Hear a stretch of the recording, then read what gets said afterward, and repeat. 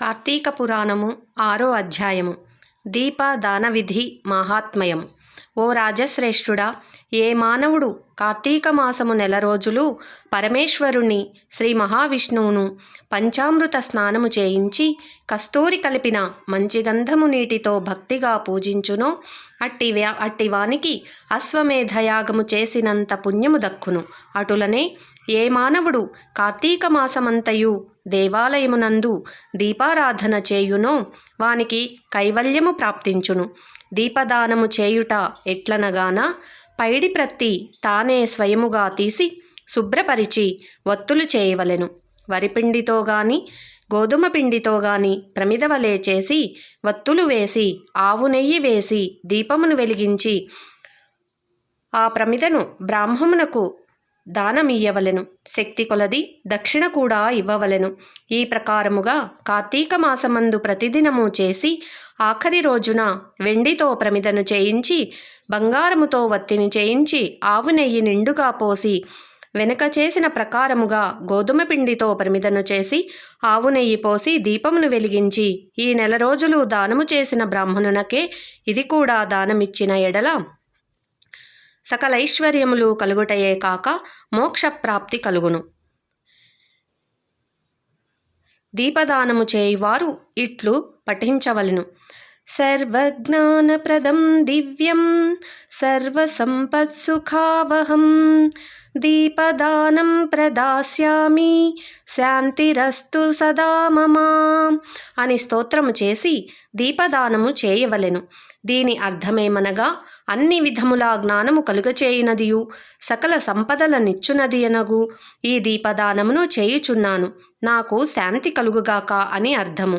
ఈ విధముగా దీపదానము చేసిన తరువాత బ్రాహ్మణ సమారాధన చేయవలెను.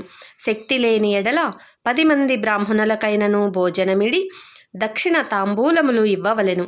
ఈ విధముగా పురుషులు గాని స్త్రీలు గాని ఏ ఒక్కరు చేసినను సిరి సంపదలు విద్యాభివృద్ధి ఆయుర్వృద్ధి కలిగి సుఖింతురు. దీనిని గురించి ఇతిహాసము కలదు, దానిని వివరించెదను, ఆలకింపుమని వశిష్ఠుడు జనకునితో ఇట్లు చెప్పసాగెను. లుబ్ధి వితంతువు స్వర్గమునకేగుట. పూర్వకాలమున ద్రవిడ దేశమునందొక గ్రామమున ఒక స్త్రీ కలదు. ఆమెకు పెండ్లి అయిన కొలది కాలమునకే భర్త చనిపోయెను. సంతానము గాని ఆఖరికి బంధువులు గాని లేరు.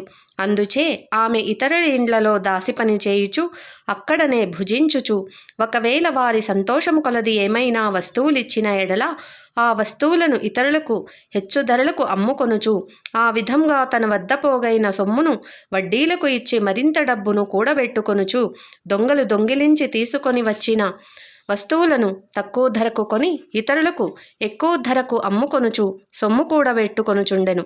ఈ విధంగా కూడబెట్టిన ధనమును వడ్డీలకిస్తూ శ్రీమంతుల ఇండ్లలో దాసి పనులు చేస్తూ తన మాటలతో వారిని మంచి చేసుకొని జీవించుచుండెను. ఎంత సంపాదించిననేమి ఆమె ఒక్క దినము కూడా ఉపవాసము కాని దేవుని మనసారా ధ్యానించుట గాని చేసి ఎరుగదు. పైగా వ్రతములు చేసేవారిని తీర్థయాత్రలకు వెళ్ళేవారిని చూచి అవహేళన చేసి ఏ ఒక్క బిచ్చగానికిని పిడికెడు బియ్యం పెట్టక తాను తినక ధనమును కూడబెట్టుచుండెడిది. అటుల కొంతకాలము జరిగెను.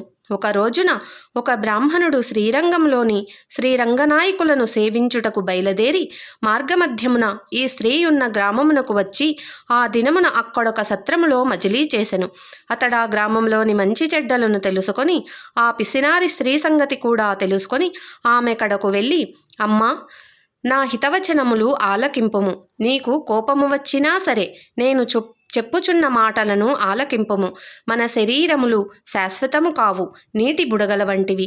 ఏ క్షణంలో మృత్యువు మనలను తీసుకొని పోవునో ఎవరూ చెప్పలేరు.